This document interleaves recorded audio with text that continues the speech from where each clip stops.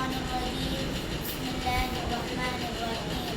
قل هل يستوي الذين يعلمون والذين لا يعلمون إنما يتذكر أولو الألباب وقال النبي صلى الله عليه وسلم فضل العالم على العابد كفضله على أدناكم أو كما قال عليه الصلاة والسلام علم کی دولت ہے ایسی لازوال علم کی دولت ہے ایسی لازوال جس کے آگے علم کا ہو پائمال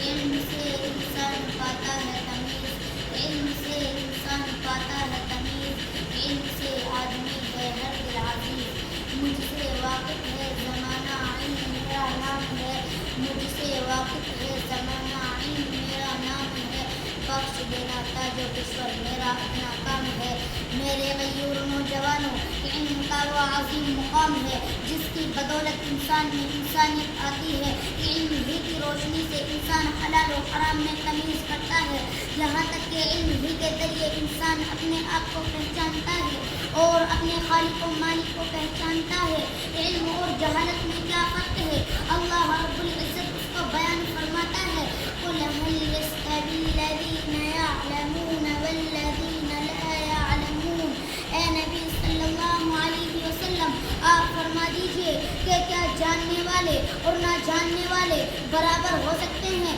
مطلب یہ ہے کہ ہرگز برابر نہیں ہو سکتے بلکہ جاہل اور عالم کے درمیان ایک بہت بڑا فرق ہے جس کو قرآن کریم کے اندر کئی انداز سے بیان کیا گیا ہے دوسری جگہ ارشاد فرمایا قل لا يستوي الخبيث والطيب کہ پاکیزہ چیز اور ناپاک چیز برابر نہیں ہو سکتی تیسری جگہ ارشاد فرمایا لا يستوي اصحاب النار واصحاب الجنہ جنت والے اور آگ والے برابر نہیں ہو سکتے چوتھی جگہ ارشاد فرمایا وما يستوي الاحياء ولا الاموات زندہ اور مردہ برابر نہیں ہوتے امام غزالی علیہ الرحمہ فرماتے ہیں ان تمام آیات میں علم طیب جنت اور حیات یہ سارے کے سارے الفاظ اللہ نے علم ہی کے لیے استعمال فرمائے ہیں اور جو ان کے مقابلے میں ہے وہ جہالت کے لیے ہے سامعین اکرام یہ دنیا دار الاسباب ہے جہاں پر عزت ملنے کا کوئی نہ کوئی سبب ہوتا ہے یہاں تک کہ انبیاء علیہ السلام کو بھی اللہ نے بلند کرنے کے لیے کچھ امتیازی علوم عطا فرمائے جو بظاہر ان کی بلندی کا سبب بنے اگر اللہ نے حضرت آدم کو یہ بلندی عطا فرمائی کہ فرشتوں کو حکم دیا کہ وہ آدم کے تخت کو اٹھا کر سارے جہاں میں پھرے تاکہ آدم علیہ السلام کا بزرگ ہونا سب کو معلوم ہو جائے اور اسی پر بس نہیں بلکہ فرشتوں کو یہ بھی حکم دیا کہ وہ آدم کو سجدہ کرے تو اس کا کچھ سبب بھی ہوگا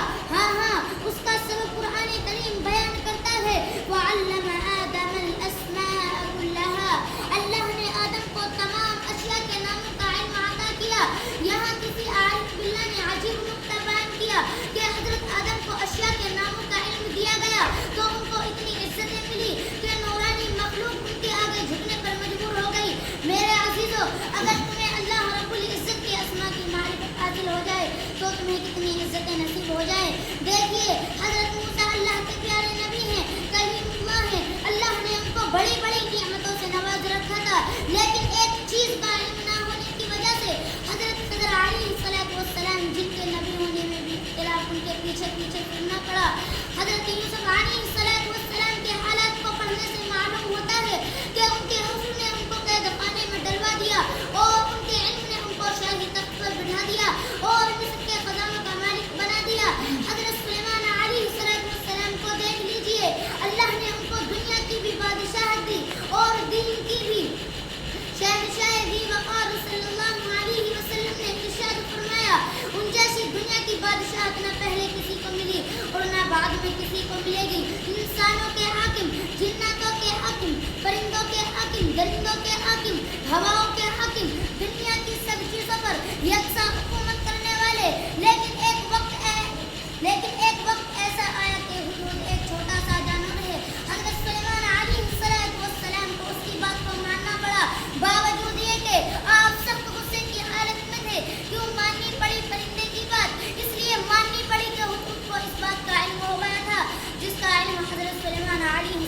अलैहिस्सलाम को नहीं था।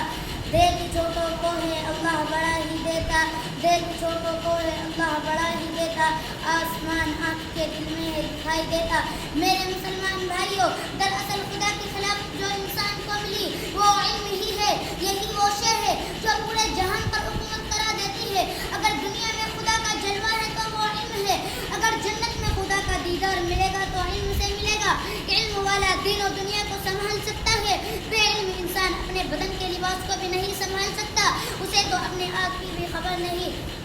मेरे अजीजों, नबी करीम सल्लल्लाहु अलैहि वसल्लम ने फरमाया, जब तालिब इल्म हासिल करने के लिए किसी आलिम के पास जाता है तो उसको हर हर कदम पर एक साल की इबादत का सवाब मिलता है और हर हर कदम पर जन्नत में एक दर्जा बुलंद किया जाता है और जमीन बराबर उसके लिए दुआएं खैर करती रहती है। फरिश्ते उसकी नेकियों के गवाह बनते हैं। हर वक्त उसके लिए मग़फ़िरत और बख्शिश तैयार है। एक जगह आपका फरमान है, वअताहुल्लाहु अजरतनतैन वसबईन शहीदा। नबी का फरमान है, अल्लाह ताला उस शख्स को जो कि इल्म की तलाश में निकला बेहतर शहीदों का तवाब अता फरमाएंगे। मेरे अजीजों, जब क़यामत कायम होगी अल्लाह फरमाएंगे, ए उलमा की जमात, ये जन्नत मौजूद है, तुम्हें इजाज़त है, जाओ। फिर अचानक फरमाएंगे, उनकुतू या अय्युहल उलमा, ए उलमा की जमात, ठहर जाओ, अकेले ना जाओ बल्कि गुनहगारों की सिफारिश करो, मैं तुम्हारी सिफारिश कबूल करूँगा।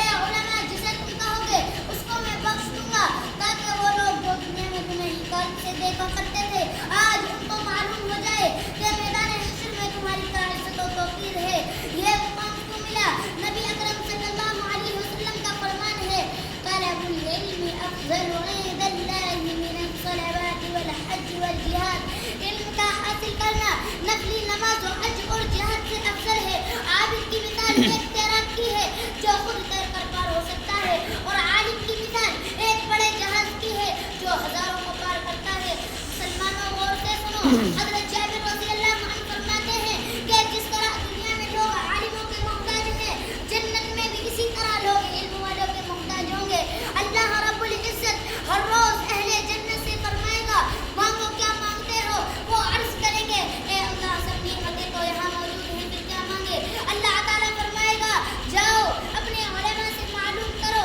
वो उलमा के पास आएंगे और मालूम करेंगे, उलमा बतलाएंगे, ए लोगों जल्दी जाओ अल्लाह का दीदार मांगो। दोस्तों, अहले इल्म का मर्तबा वहाँ भी कम ना होगा। इल्म तो ऐसी चीज़ है जो हर मौके पर इंसान की रहनुमाई करती है, इंसान को इससे दिली सुरूर हासिल होता है। दोस्तों, गौर करो और तालीम की तरफ ध्यान दो। दीनी तालीम भी हासिल करो और दुनियावी तालीम भी हासिल करो, लेकिन दीनी तालीम को मुकद्दम रखो। तालीम के मैदान में आगे बढ़ो, वरना तुम्हारा नाम तक बाकी ना रहेगा और कोई तुम्हारा नाम लेवा ना होगा। अल्लाह ताला हम सब को इनका सच्चा तलबगार बना दे। अल्लाह रुकावटों को खत्म फरमा दे, आमीन। इज्जत उसे मिली जो घर से निकल गया, इज्जत उसे मिली जो घर से निकल गया, वो फूल ही सरफराज जो चमन से निकल गया। तू भुलाकर इल्म दीन को खुद को समझता शेर है, तू भुलाकर इल्म दीन को खुद को समझता शेर है, इसलिए आज मुस्लिम तेरी हालत ज़ेर है।